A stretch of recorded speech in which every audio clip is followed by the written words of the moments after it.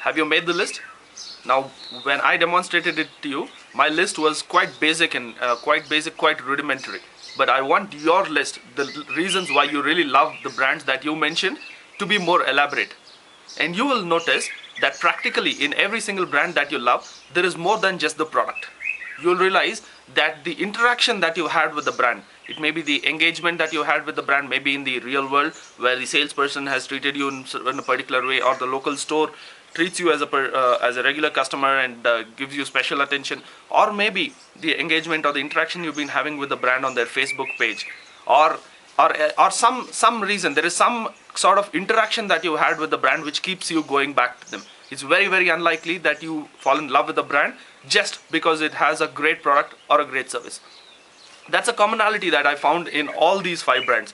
Royal Enfield, I have great interaction with the brand. I know quite a few owners of Royal Enfield showrooms. I have people I know inside Royal Enfield who represent the company, who work for the company. I know a lot of mechanics. I know a huge community, a lot of people who use Royal Enfield as a bike, where I get to interact with these guys, and which keeps that relationship, my relationship with the brand, alive and kicking.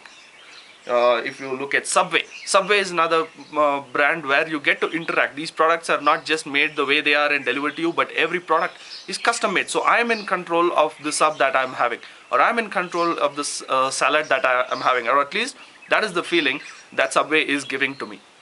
And in a lot of cases I get to interact with the franchisee owners of the Subway where I'm having, and that experience is generally very interesting, because these guys are also as health conscious as I am. If you look at Google, now Google has created fantastic platforms, and I've not had opportunities to interact directly with any employee or paid representative of Google, but they have created such a phenomenal community that for every product that they have, there is a forum, there is a community, there's a there's great set of people who are already using it, whom you can instantly interact in case you have any questions, issues, or trouble with any of these products. I love Android because they've created such a phenomenal platform for programmers to build their own apps. Now that's really amazing how such large brands are able to create interaction with those brands through forums, may not be directly but indirectly, by creating these forums and communities for the users to use their products.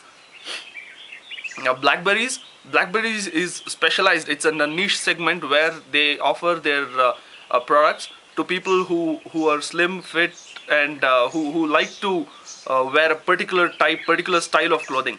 Most of the other companies, most of the other brands also have slim fits, but this is probably the only brand which is largely focused on slim fits. And that means they really need to know their customers very well. And I have myself seen a lot of surveys that they do with their customers. They have a good loyalty program, they have good customer interaction with their customers, and continuously keep discovering what their customers really want next.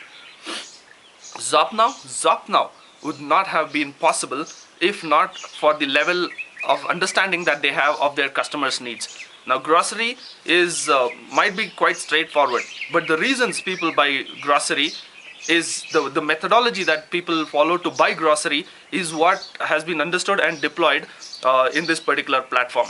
Now I had the opportunity to interact with the founder of Zopnow, and something interesting that came up there was that they built an Android app, and it added an extra level of convenience simply because